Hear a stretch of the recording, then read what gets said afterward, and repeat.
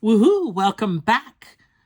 Today/tonight, we're going to be doing one more problem, one more example of how to use derivatives to look at the shape of a graph. Now, this one's pretty exciting. X to the fifth. And I'm cheating a little bit because it is still a very cool function to look at. X to the fifth, notice that's the derivative of this, which is kind of cool. Anyway, so we're expecting some interesting symmetries. Now, x to the fifth, these are already starting to get pretty fun. So there's going to be some interesting things happening. So we're going to approach it the same way we did today. This one, it's going to be really important that you have your calculator handy, unless you have the magic of television on your side like I do. And so let's go ahead and see what we can see, okay? I'm very excited. I hope you're very excited. So first off, we're going to look at f of x. Now, f of x is x to the fifth minus 5x to the fourth. And if we set it equal to 0, then we've got something really interesting that happens, right? Factoring this, a lot of people are like, oh, no. Remember, common factors. If you look at the common factors, they're actually 4x's common, and you get x minus 5. So either x equals 0, or, well, technically it's x to the fourth equals 0, but how do you make something times itself 4 times equals 0? It's got to be 0 to start with. Or x minus 5 equals 0, which means x equals 5. Now, we know from the last one that if you've got like it's called a 0 of multiplicity 4. It's very fancy. So it means that the 0 just like 0, 0, 0, 0, 0. It's got a bunch of zeros happening there. And so what we're expecting to see is we're expecting to see a flat spot. Possibly. So that's what we can be looking forward to. And then something else interesting. And so I've got my f of x, I've got 2 places where it's 0, and I'm going to hold off until we find out more about the derivatives to go any further than that. So then, if f of x is x to the fifth minus 5x to the fourth, then I want to look at the first derivative. Okay, that's going to be 5x to the fourth minus 20x cubed. I know it's a little bit weird. And then we look at that and we say, okay, we want to set that equal to 0. Try to find any of those critical values. We want to find out what x's make the first derivative equal to 0. And when we look at this, we go, oh, common factors, factor out 5x cubed. And then you get x minus 4. So either 5x cubed equals 0 or x minus 4 equals 0. So either x equals 4 or x equals 0. Now, that's pretty interesting. We've got, again, something really interesting is happening around 0, because this isn't just 1 0. There's 3 of them sitting there. It's like all stacked up. So we got really interesting things happening at x equals 0. Now, I'm going to go ahead, and because I'm anticipating the fact that, right, I'm going to have when x equals 0 or x equals 4, the first derivative is going to be 0 and 0, but I need to figure out what f of x is going to do in between. And so I want to pick some interesting points, but again, I'm going to hold off. Well, am I going to hold off? Nah, let's not hold off. Why hold off? Let's go ahead. Let's just throw caution to the wind. Let's go ahead and pick a value. So I need a value less than 0. -1. Okay, let's do -1. And the first derivative of f of x at, oh no. There can be no mistakes. So let's just say that's a -1. My whiteout is gone. Oh no, there can be no mistakes. Okay, so if we plug in -1 into this expression, 5 times -1 to the fourth minus 20 times -1 cubed, that's going to be 5 plus 20. So this is positive, so it's increasing. I need a point between 0 and 4. I'm going to pick 1. 5 times 1 to the 4th minus 20 times 1 cubed is going to be 5 minus 20 is equal to negative 15. This is negative, so it's going to go down. And then over here, I need a number bigger than 4. I'll just pick 5. So this will be 5 times 5 to the 4th minus 20 times 5 cubed. Now this one, I don't know 5 to the 4th. So let's go ahead and, oh, do I? Oh, I do know 5 to the 4th, you're right. But I don't know 5 to the 5th. So 5, can you see this kind of, times 5 to the 4th minus 20 times 5 cubed. Really? Okay. Wow. My this is telling me that it's 625. Hopefully I entered it correctly. I do know it's increasing at this point, so I don't know if I trust the 625 there. But I know that it is increasing, so I'm comfortable with the fact that it is a positive number. I'm just surprised by that outcome. Okay. Clearly, I haven't magicked of television enough. Okay, so that's the first derivative. We know that this graph goes up, does something interesting, gets kind of flat or something, and then comes back down and then goes back up, we think. Okay, so next step, let's look at the second derivative. Okay, so the first derivative of this guy was 5x to the 4th minus 20x cubed. And so our second derivative is going to be 20x cubed minus 60x squared. Okay, we set that equal to 0, right? We did f, then we do f prime, then we do f double prime. Common factor, I'm going to factor out 20x squared, and I'm going to get x minus 3. So either 20x squared equals 0 or x minus 3 equals 0. This leads to x equals 0. But again, there's something magical and strange happening at x equals 0. Because again, this is a double 0 for the second derivative too. And then I also have an interesting thing that's happening at x equals 3.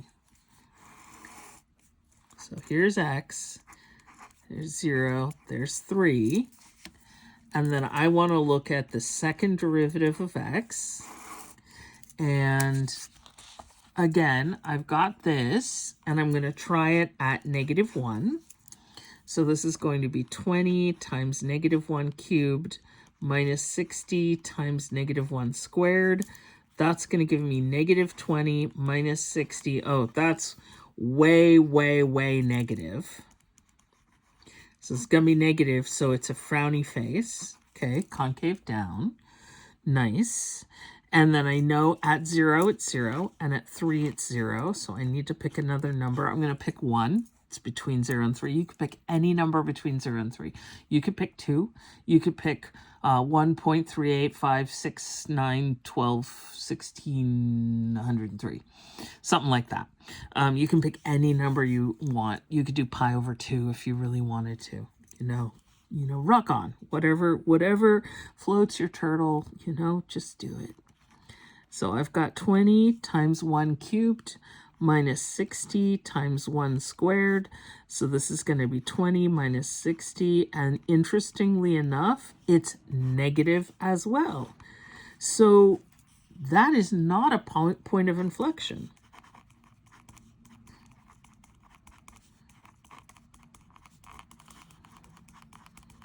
Now, what is a point of inflection? The point of inflection is the change in concavity. Concavity, it's concave down, and then something interesting happens, and then concave down.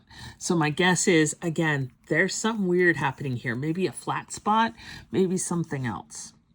Okay, then I need a number greater than 3. I'm just going to pick 4, but you could pick 5 or 10 or a million, whatever you'd like.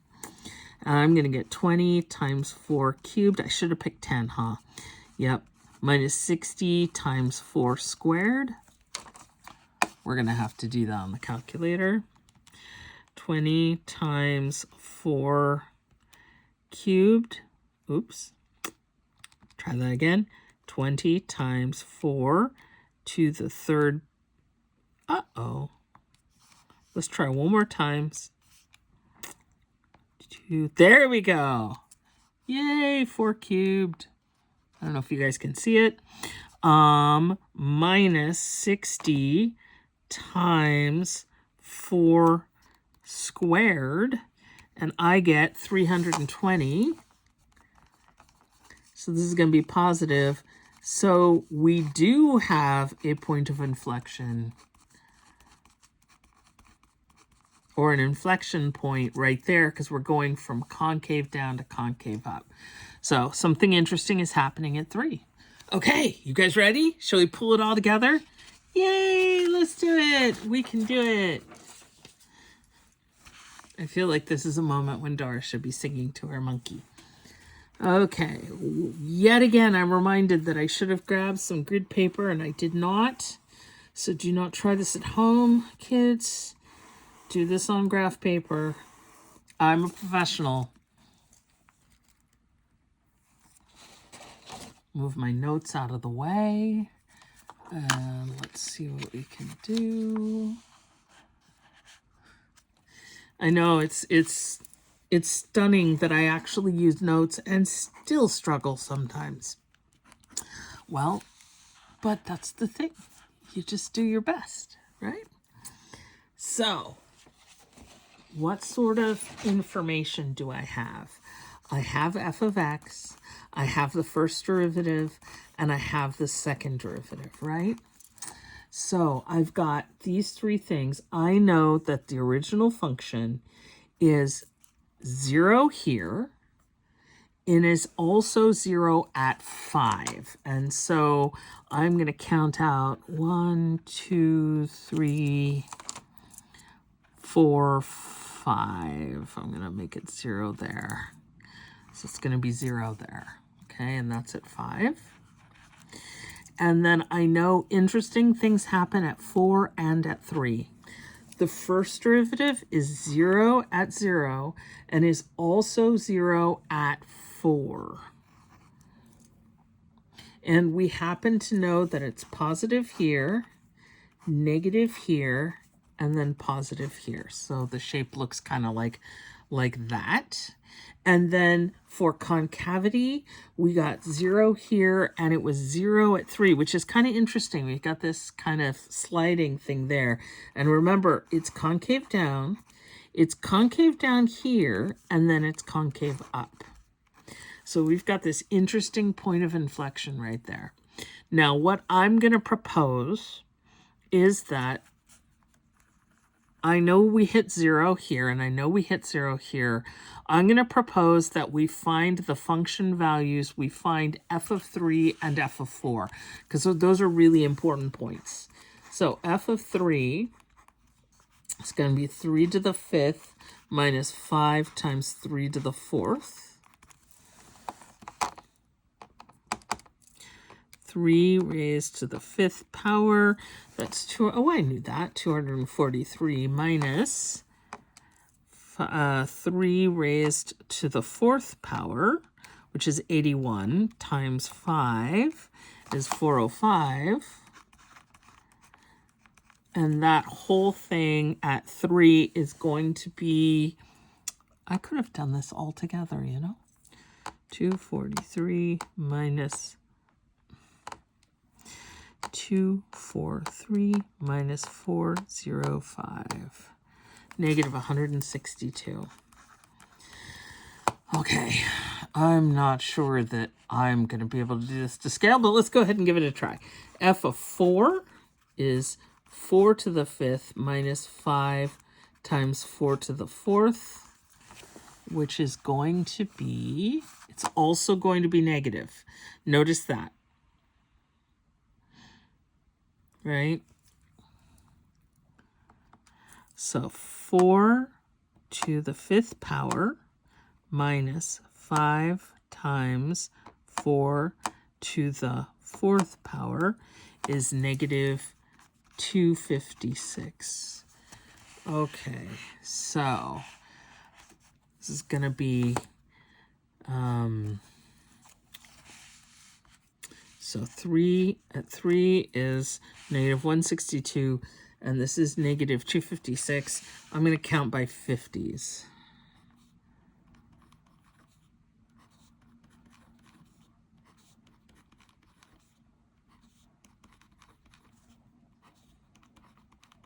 And again, I'm just trying to get a sketch in. I'm not trying to do a beautiful job.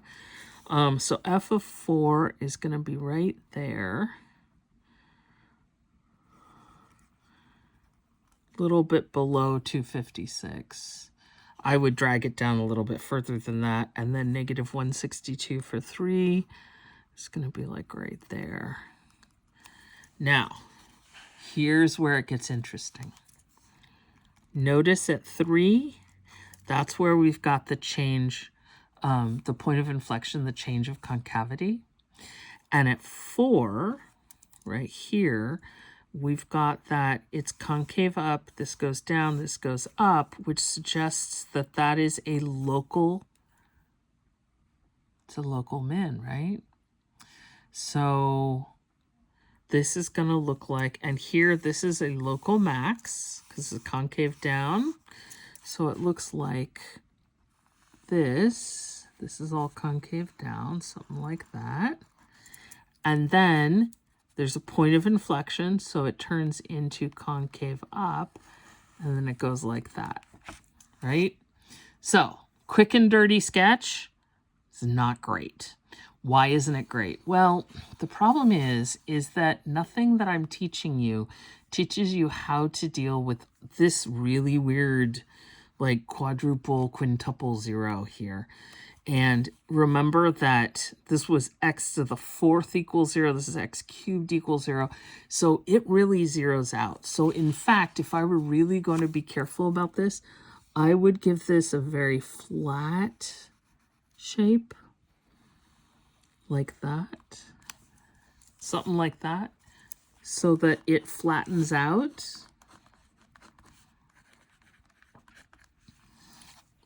Kind of right there. But basically, do you see how this goes up, it goes down, it goes up, it goes up, it goes down, it goes up, concave down, point of inflection, concave up. It got a little jiggy in there because my arm got bumped. But because I knew that this one was going to be particularly wild and woolly, I went ahead and I did this on Desmos, so it's really beautiful, so you can see what actually happens. So what actually happens, see it flattening out like that? And then it comes in, and right at 3, hopefully you can kind of see that point of inflection. So this is concave down, this is concave up, and we've got that flat spot. What do you think? It's not too bad. We got pretty close. Now, why does mine look all small? Well, mine looks all small because my X scale is counting by 1s and my Y scale is counting by 50. So really the whole thing should be pulled out. And in fact, even in Desmos, you'll see to fit it on a page, I had to change the scale. I counted by 50s here. So it's kind of the same situation. But we graphed it. We got a pretty good sketch, and that sketch will get you pretty far. And in order to do it, you don't need a graphing calculator or a graphing app. You just need derivatives.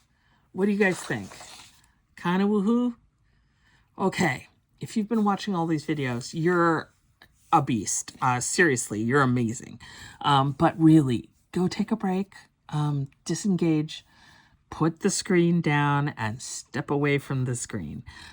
Go give yourself, your eyes a little break, close your eyes, maybe even cucumber slices or like a wet washcloth on your face, something to really let you calm down and take a break and get something to drink, which I'm going to do. Woohoo! And actually more salsa verde that I got earlier today. So woohoo! We're having a salsa party. Hopefully you can have a salsa party too, as I'm uploading all these videos. And hopefully some of this made sense. And if it did, awesome. And if it did not, then ask lots and lots of questions. Please, because it helps me understand better what I could say differently, and it'll help you understand. So definitely ask lots of questions, and you guys are awesome. Take care of yourselves, okay? Give yourself a big hug. You made it through 4.3. Woohoo, graphing. And next up, more derivatives. I mean, really, what was it going to be? It's going to be more derivatives.